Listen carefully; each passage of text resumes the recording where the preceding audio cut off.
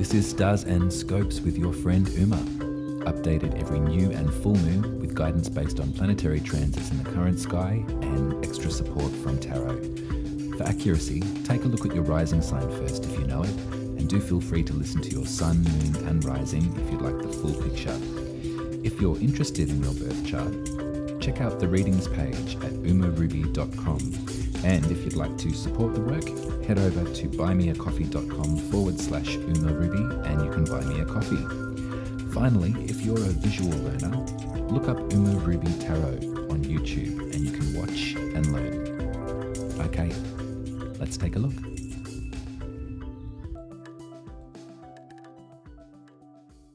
Hello Leo and Leo rising. Welcome to your horoscope for the new moon in Leo, happening on July 29th at 3:54 a.m. if you're in the southern hemisphere with me. So if you're in the northern, I think that's, look at the world clock and go back a few hours. Welcome. Happy Pride again. Leo season's a perfect time to reclaim ourselves, really, especially for you, Leo. But I think as a collective, it does offer a really beautiful moment for the individual to be proud of who they are and where they've come from and what they're learning. And when it comes to interactions with people that have a lot of strong Leo placements as yourself, that could be your rising sign, that could be your sun, your moon, whatever you're watching this for, there is a real essence in Leo, in the Lion King, or the Lion Princess, whatever it is that you identify with. But there's a great deal of light involved in this sign. It's interesting, I had a lovely reading with a beautiful person last week who was a Leo sun and Leo rising, and we talked all about the idea of the sun itself being the ruler of this particular sign in many different schools of astrology. And I think that there's a nice little point that we can focus on. No matter what school of astrology that you study, no matter what school of astrology it is that you find the messages, that are ringing true for you, that could be, there's many varied different ways to study the sky from many different cultures all around the world. We've been looking at the sky as a human consciousness for answers and for guidance for, time immemorial. The connection between the inner child, the essence, who we were as a kid, and the brightness of the sun, our personality, our identity, and the capacity to love that Leo as an emblem offers us is probably at this time of the year, at this time in consciousness, something to really marvel at and to enjoy. When we have a new moon, obviously it's our time to make a wish. That's the perfect thing that we can do. And to make a wish for, if you're a Leo rising, this is your first house. So that the first house is the house of the self, of the core essence, of the soul purpose. Some believe, I tend to as well. So when making that wish, when taking this moment to enjoy the Leo new moon, it's quite fresh too. We've only been in Leo season for a week, I think, before this new moon hits us. So take this time to relish in your individuality, relish in the concept of ego. It can be a really dirty word, and it can be something that we're ashamed of, and it can be something that is used against us sometimes when trying to gain some sort of upper hand, or the battles that we have in life with other identities. Ego can definitely be something that is reprimanded or that is criticized. But not tonight. Tonight is your moment, Leo. Tonight's the night for you to really sit in the darkness and enjoy the warmth of the sun. Before you do this ritual, I'd really suggest that you do that. Go out in the daytime before you intend to make this wish and soak up all of the energy from the sun, because there's nothing quite like a Leo sun. There really isn't. There's a great moment of potential that happens at this time of the year. In the Northern Hemisphere, I know that it's sort of the peak summertime period, so it is the physicality of feeling that warmth, feeling that glow is palpable. Here in the Southern Hemisphere, it's a separate thing. It's a real moment to prepare ourselves for the upcoming seasons. And after the chilliness, maybe, of Cancer season that can happen here in the wintertime, a Leo winter brings about things like fireside chats and brings about moments of reconnection and coming together and enjoying the element of fire in such cold weather. So that's something maybe to look forward to. If you were in a winter zone, then it might be time to light a bonfire at this new moon. That might be a really beautiful thing to do.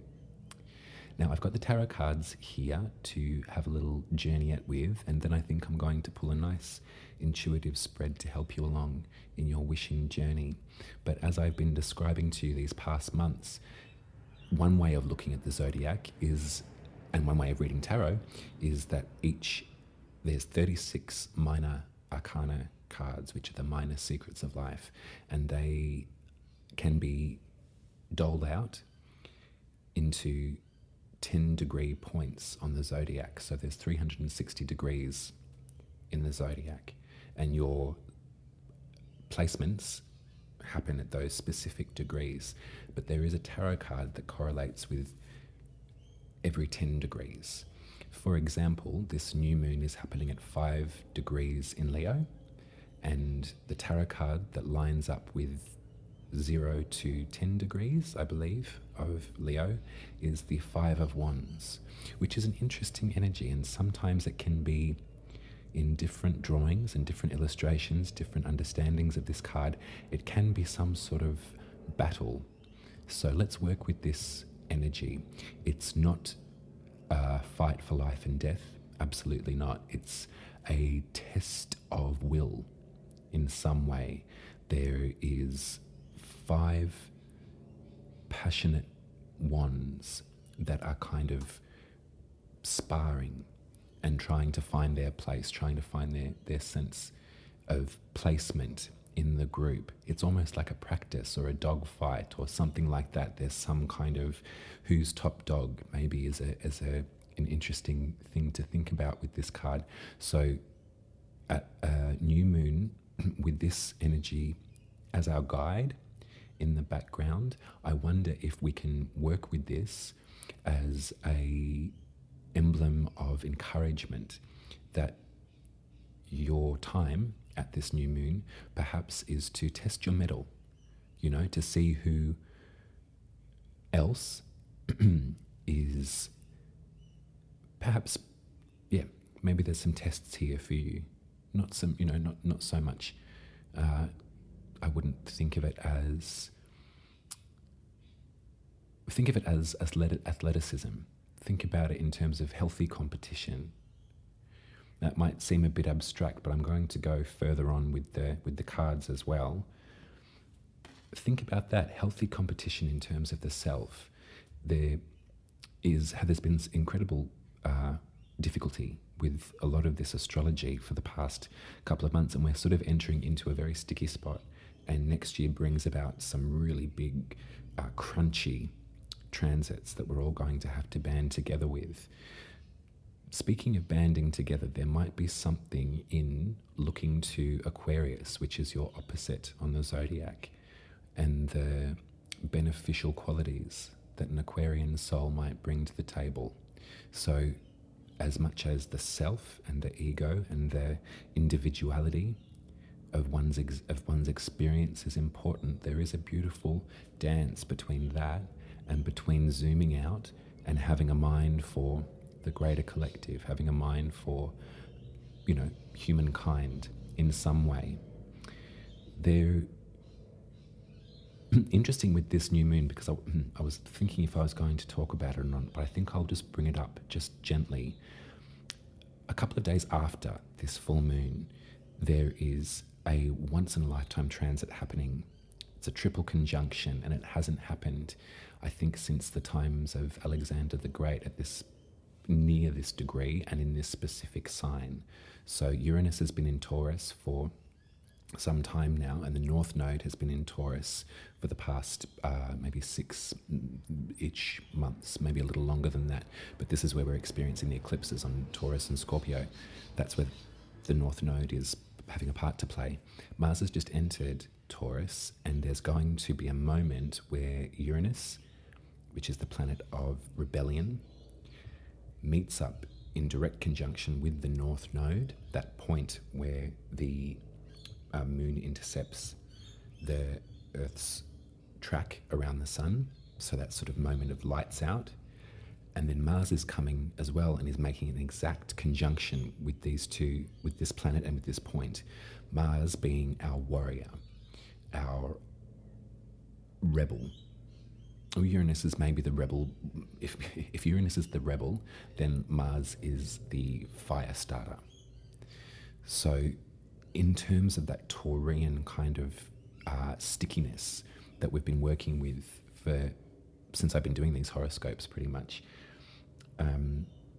there's going to be something, because Taurus is your 10th house, which is your career and your most public face.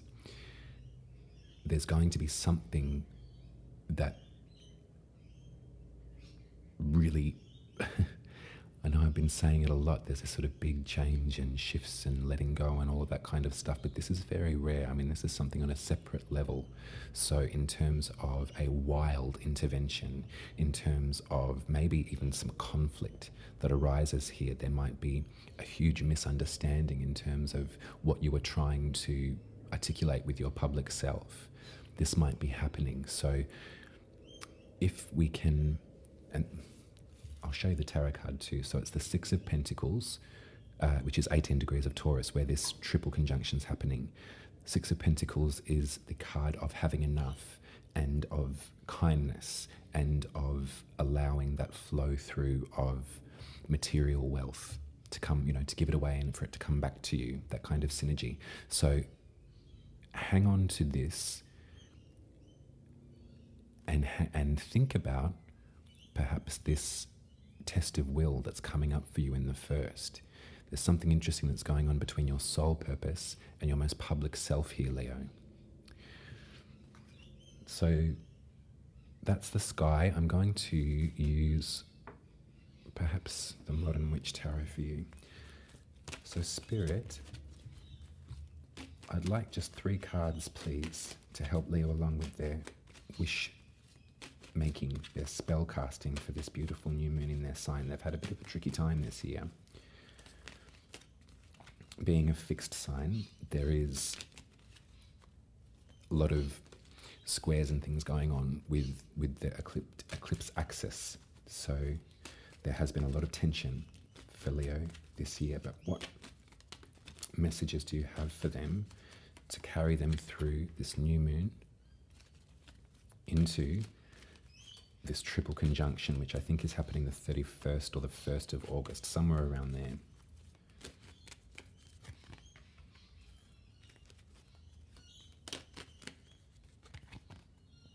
Yeah, lovely. Okay, so for you, Leo, I got the 2 of Pentacles, I got the King of Swords, I got the High Priestess, excellent, and Strength. Yeah, there's something, there's a juggling act going on here, and I think that probably it might be a really good idea to sharpen the mind. I think, Leo, I have a sense that there's going to be some push and pull. There's going to be some juggling, some toing and froing between soul purpose and between the responsibilities of your public face. And with this triple conjunction energy coming through straight after this new moon, it's going to be really restorative for you to really zone in on this moon and to make your wishes, to ask your High Priestess for guidance. I think that there might be a real relationship with your intuition that needs to be strengthened. We can use this Leo new moon as the jettisoning off point, as the moment of rest before the war in some ways. We've got strength here, which is a gorgeous Leo energy. I mean, there you are, either one. There's that beautiful, balanced, yielding strength that comes through with this card. It's not so much, she's got a wreath of flowers around this beautiful lion's neck. She's embracing and caressing the lion. There's no battle here. So we need you to get to this space with yourself, with your ferocity. We need to balance and to calm this. Maybe that's the right word. I'm not telling you to censor yourself in any way, Leo. That's not the point of the exercise here. But it is about really aligning your values and really having confidence in your position and your work, because there potentially might be some things brewing there as we enter August.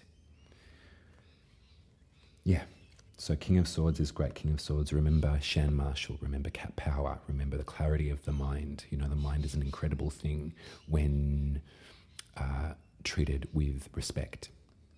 Yeah. Okay, so there's the sand. All gone. That's your reading, Leo. I hope that this one sounds better than last time. I'm so sorry for the interference. It was a plug, it turns out, but I've got my headphones on, so I'm monitoring as we speak. All the very best for this Leo new moon. I love you very much, Leo. As always, you can head to buymeacoffee.com/Uma Ruby if you'd like to tip me. And if you'd like a one-on-one birth chart experience, then my website umaruby.com is the place to go. So I'll see you over there. Take care. Bye.